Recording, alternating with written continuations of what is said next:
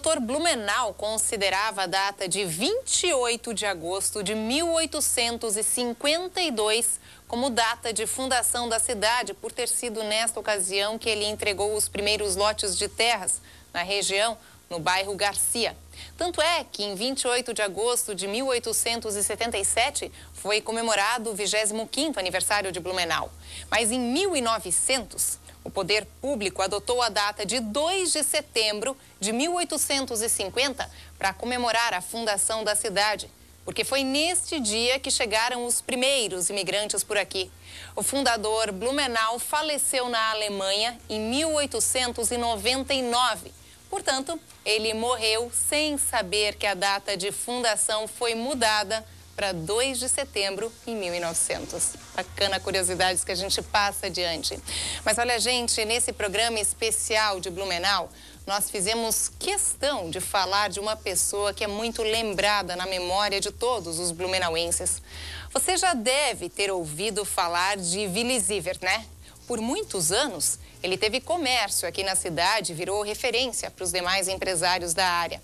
Como hobby, ele registrou quase todos os grandes acontecimentos aqui da cidade e se divertia com a projeção de filmes. Quem fala um pouquinho mais dessa figura super marcante da cidade é o neto de Willy Sievert, Sávio Abissait. Seja bem-vindo, muito obrigada pela participação. Daqui a pouquinho a gente fala da projeção, porque olha só como é que era o projetor e detalhe que o Sávio me confidenciou aqui.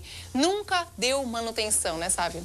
É uma maquininha muito bem feita, porque é uma máquina dos anos 50 e funciona perfeitamente até hoje. Perfeitamente. Você, inclusive, projeta filmes até hoje, né, Sávio? Sim, volta e meia, alguns amigos pedem, organizações como o Rotary, os escoteiros pedem, a gente faz algumas sessões. Mas, Sávio, é legal a gente contar um pouquinho, vamos voltar no tempo, né? Sobre Willy Sievert. Enfim, o comércio na vida dele, que conforme eu falei agora no início, ele foi referência, ainda é referência para muitos, né? Porque na época até essas sacadas que ele teve, enfim, até de slogan, aqui tudo você encontra, tem de tudo aqui, exatamente. Enfim, como é que começou a história de Willy Sievert no comércio? Ele trabalhava ainda jovem numa loja no centro da cidade e foi chamado para servir o quartel, servir o exército. E na época eles se deslocaram ao Rio de Janeiro, uma grande parte dos voluntários aqui da região foram ao Rio de Janeiro servir. E uma das coisas que eles sentiram muita diferença foi o tipo de alimentação, que aqui era uma alimentação muito pesada, muito substancial, e no Rio de Janeiro uma coisa muito leve. Então, naquela época, ele pediu licença para algum dos superiores e ele ia até a cidade e trazia complementos alimentares. Na verdade, na grande maioria, guloseimas, chocolate, por exemplo. E aí ele vendia com um pequeno lucro e com isso ele foi fazendo um caixinha. Quando ele voltou à cidade, ele resolveu, depois de acho que quase 2 anos no Exército no Rio, ele voltou à cidade e resolveu voltar ao comércio. E aquele senhor que empregava ele antes estava vendendo a loja e ele comprou a loja. E transformou um pouco, era uma loja de secos e molhados, ele foi aos poucos transformando até transformá-la na Casa Willy Sievert.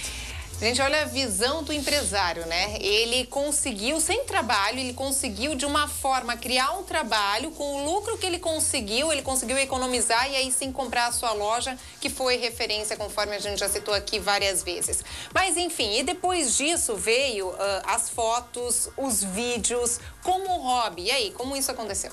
Ele gostava muito de fotografar, então assim, a gente tem da década de 40 um acervo de aproximadamente 3.000 fotos que foram localizadas quando a gente começou a desmontar a casa. E as fotos de acontecimentos da cidade, sabe? Sim, assim, ele passeava, ele vendia, por exemplo, na época da loja, ele vendia discos no interior. Então ele saía com a sua lambretinha para vender discos nas nossas colônias, em Dayal, Pomerode, ele saía e fotografava. Aí fotografava as construções da cidade, a Rua 15. Disso, a partir do comecinho dos anos 50, ele descobriu as filmadoras e começou a filmar. Então, até os anos 40, a partir dos anos 40 até os 52, mais ou menos, ele fotografou. A partir dali, então, ele assumiu a parte de filmes. E as duas coisas ele sempre fez, isso é bem claro nos filmes, como um documentarista. Ele queria preservar o registro histórico. Então... Isso aí foi tudo ele que filmou. Foi tudo ele que filmou. Que tá passando na tela. Ele editou, inclusive. Editou numa mesinha de corte. Sabe que eu falei aqui no intervalo? Eu falei pro Sávio, ele era Rick TV Record da época. Mais ou menos isso. Tudo que acontecia, ele lá filmava, inclusive editava, que hoje em dia é super fácil, é por computador, né? Por filme ali, negativo, meu Deus. Na mão. Na mão. E ele sempre tinha essa vertente de documentar e ele deixou isso muito claro para a família, dizendo que ele nunca queria que nem as fotos dos filmes fossem usadas em modo comercial. Sempre como referência histórica, como documental, né? E nesse momento nós estamos em tratativas com algumas organizações para digitalizar esse material todo e disponibilizar, porque hoje em dia a única forma de ver é realmente eu projetando.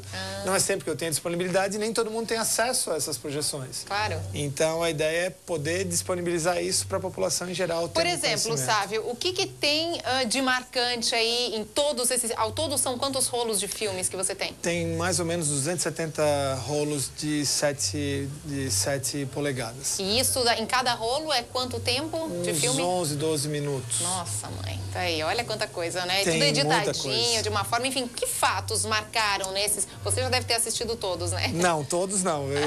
Hoje em dia, nas projeções que eu faço, eu ainda acabo descobrindo outros que eu... Olha, isso eu nunca vi.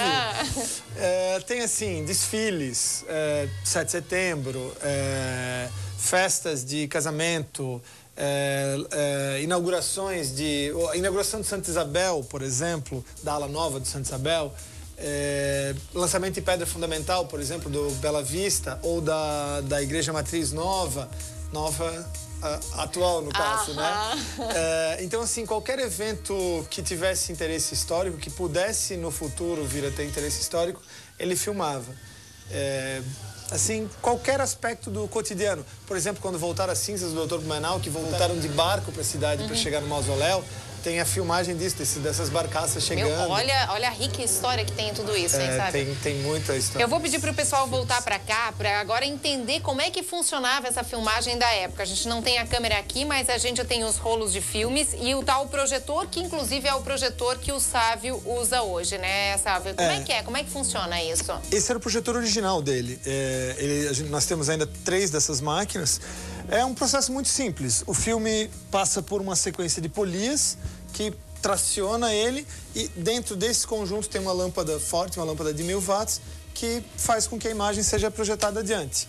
No final, durante a projeção, ele enrola no carretel de trás. No final, como no videocassete, a gente inverte a situação e rebobina o filme. Ele é guardado de volta no carretel original. Caramba! E você exibe isso aonde sempre, Sávio? Olha, eu já projetei pro pessoal do Rotary, pro Grupo Escoteiro, e um amigo meu, Fábio Volstein, que é dono do Botequim Volstein, a gente montou um cronograma uma vez por mês ou a cada 15 dias a gente faz algumas projeções, porque é um local público onde qualquer pessoa pode ir.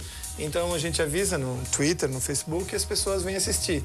Na terça-feira, inclusive, tem uma projeção, deve ter dado umas 30, 40 pessoas assistindo. Que legal. E para as próximas, você vai divulgar, enfim, o pessoal saber? Sim, a gente sempre publica no Facebook, no Twitter, meu e no do próprio Botequim Volstein. E a gente vai falando aqui no programa também? Por favor, por favor. Você é o único neto de Vili Zivert? Não, nós somos 9 netos e 2 bisnetos. Mas você que resolveu encabeçar essa projeção atual agora. Atual da antiguidade, né? É que eu morei com ele, então ficou uma coisa muito próxima, muito cotidiana essa brincadeira dos filmes. Pra quem não sabe, gente, esse aí foi Vili Zivert, olha só. Pra quem não conheceu, né, quem é da geração mais nova agora, esse foi Vili Zivert, uma referência na área até hoje, na área do comércio e também na área aqui de edição e filmagem, porque o hobby dele acabou se transformando para muitos em profissão, né? Sem dúvida. Ok, querido, obrigado, Sávio, gente que é Obrigado arquiteto, um arquiteto renomadíssimo também. Parabéns pelo trabalho. Obrigada. Obrigado.